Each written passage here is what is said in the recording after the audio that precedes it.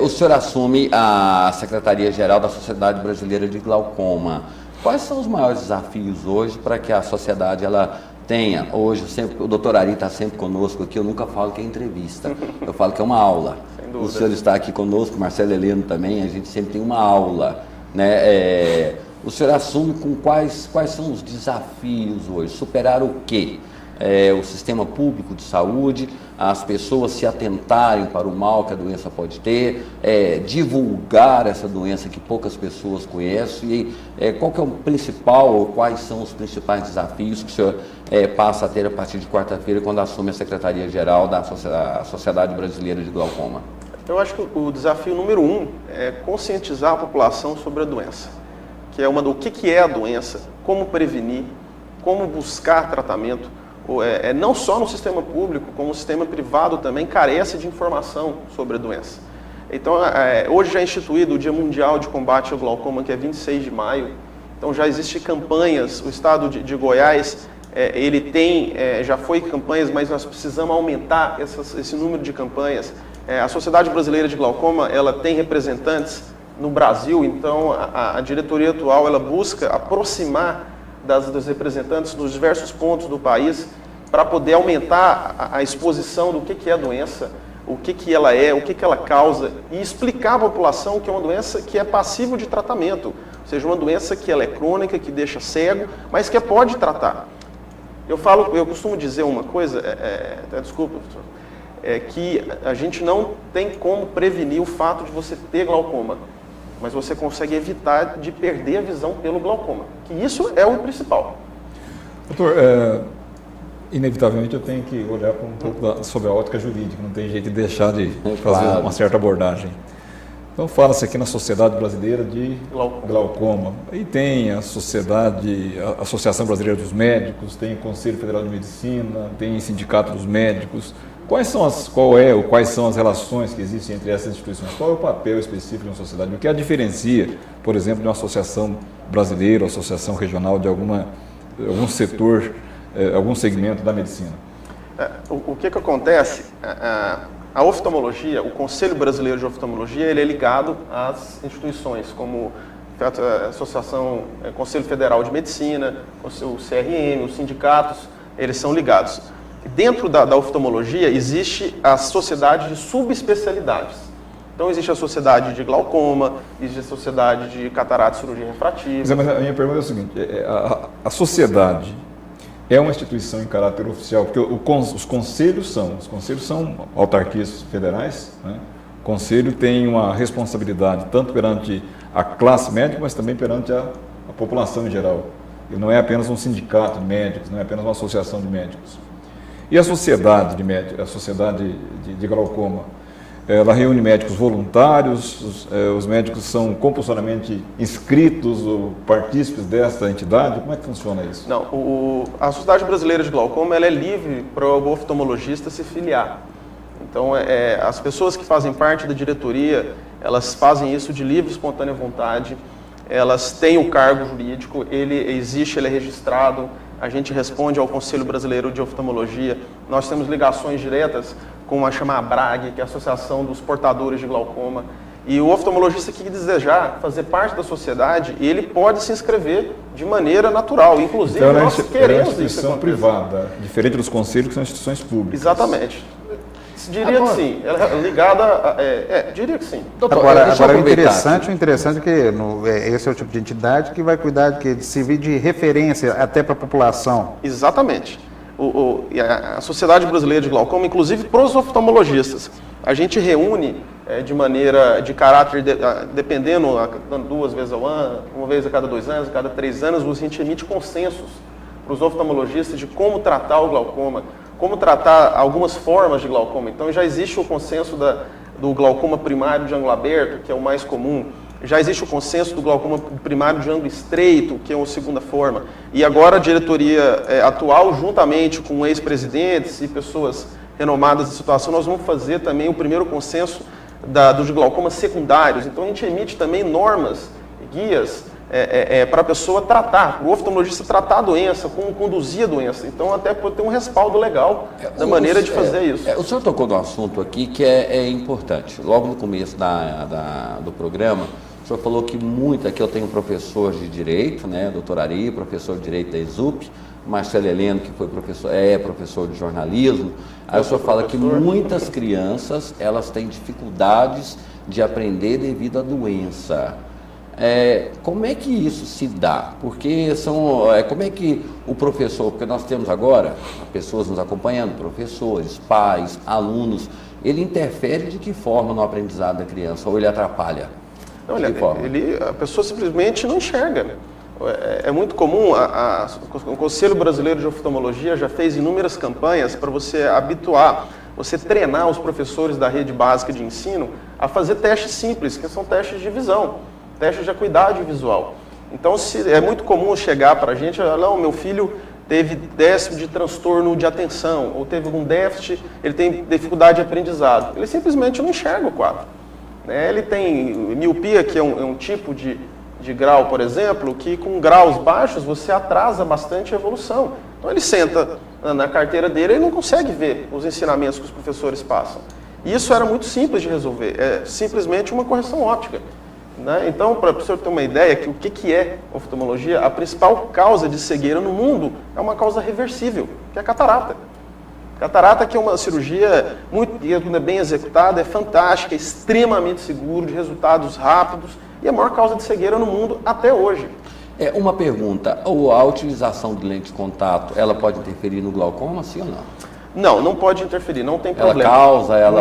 Não, a lente de contato ela é muito segura. Se você seguir as orientações médicas, você consegue ter tranquilidade no uso. Você só acaba não usando lente de contato em pessoas operadas de glaucoma com alguns tipos específicos de cirurgia. Aí você não pode usar até pelo efeito da lente sobre a cirurgia. Ponto. Debate-se muito essa questão da imagem, né? Hoje está muito em moda a indústria da ótica vende lentes coloridas. Uma pessoa que não tem nenhum problema de visão usando essas lentes, que elas não são corretivas, né, são muito mais estéticas, elas estão mais ali sujeitas a desenvolver algum tipo de doença?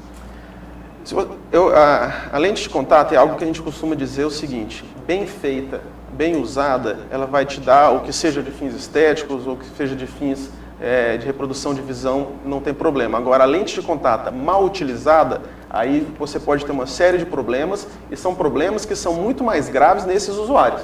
Úlceras de córneas, alterações da superfície ocular, tem alergias inflamatórias, tem inclusive até perdas do olho, da visão, por uso inadvertido da lente de contato.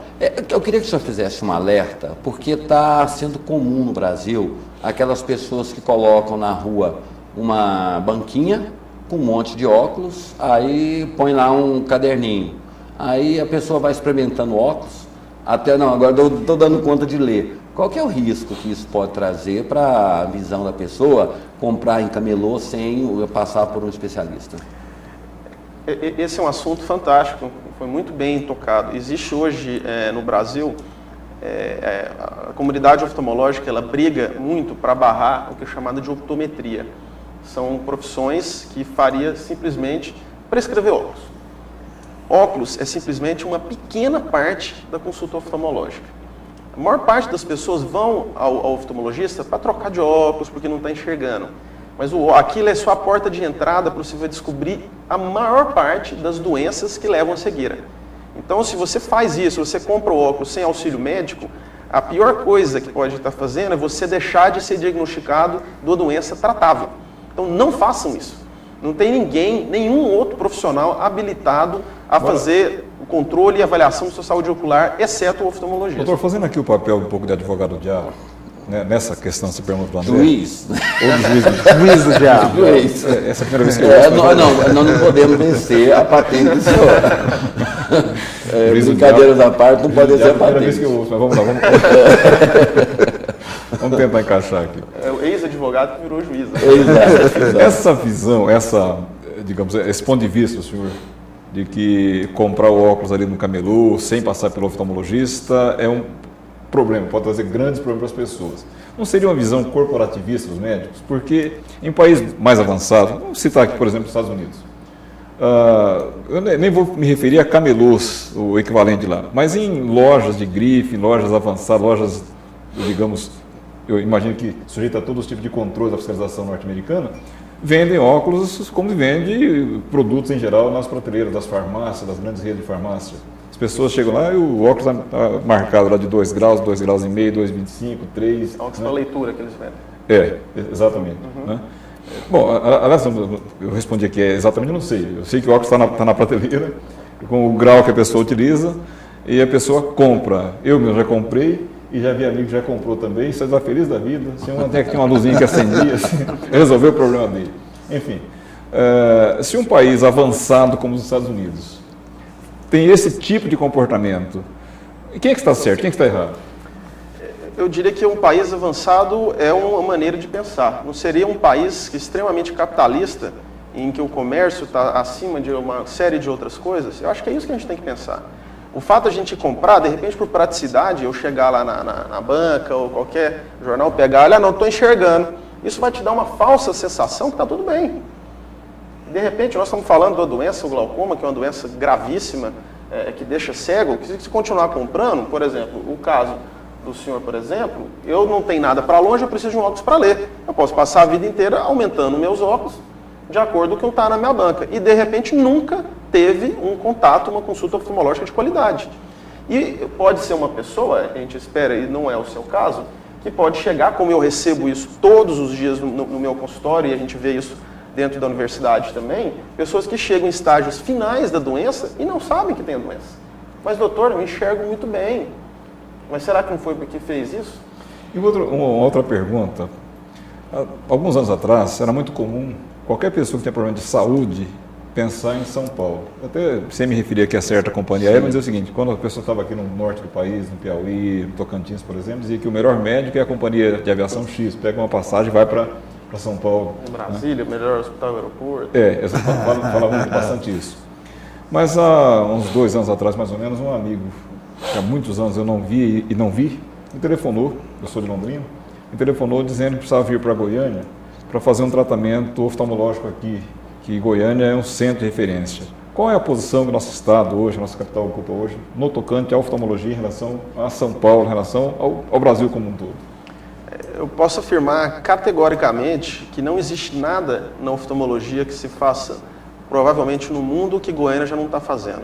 Inclusive tem pesquisas de ponta, lançamentos, pesquisadores em Goiânia que são referências mundial no que fazem. Então a gente tem aqui já ex-presidentes do Conselho Brasileiro de Oftalmologia, ex-presidentes de sociedades como eu estou entrando, a Universidade Federal, isso não só no sistema privado, que a gente atende pessoas do Brasil inteiro. No sistema público, na Universidade Federal, hoje eu sou chefe do serviço de glaucoma e sou professor da pós-graduação. Eu tenho pessoas com mestrado, doutorado, que vêm do Brasil inteiro para fazer ligação à Universidade Federal de Goiás, que com estruturas, com tratamentos de ponta em áreas de oftalmologia que muitas grandes cidades não têm na rede privada. Nós temos hoje na rede pública isso aqui. Historicamente, Goiânia e Belo Horizonte são grandes referências na oftalmologia, né? Exatamente. A oftalmologia começou com Belo Horizonte, o Instituto Hilton Rocha, e Campinas, com Penido Burnet. Foram os 2 grandes marcos da oftalmologia. E como tudo, a parte médica desviou para Goiânia e para São Paulo, nos últimos 15, 20 anos, eu diria, Goiânia tornou-se marco obrigatório dentro da oftalmologia. Então, nós estamos muito bem servidos aqui, sem dúvida nenhuma. A Sociedade Brasileira do Glaucoma desenvolve alguma campanha junto à população para estimular que ela procure os profissionais que buscam atendimento para detectar o mal? Estimula. Essas ações elas são feitas de maneira eventual durante o ano inteiro e muito forte durante a semana de glaucoma. Esse ano foi entre os dias 20 e 24 de maio, se eu não me engano, que é um dia mundial do tratamento. Em São Paulo, que foi a última sociedade, teve abordagens maiores dentro da mídia, dentro da população. E o que nós estamos querendo fazer nessa diretoria que está tomando posse é que a gente descentralizar, não só São Paulo, não só Goiânia, que nós somos a diretoria atual, mas o Brasil inteiro. Não porque o secretário-geral é de Goiânia, que Rondônia, que não vai ter. Pelo contrário, Rondônia tem que ter a mesma exposição que Goiânia tem. Porque essa é uma doença que não privilegia quem está em Goiânia ou quem está em São Paulo.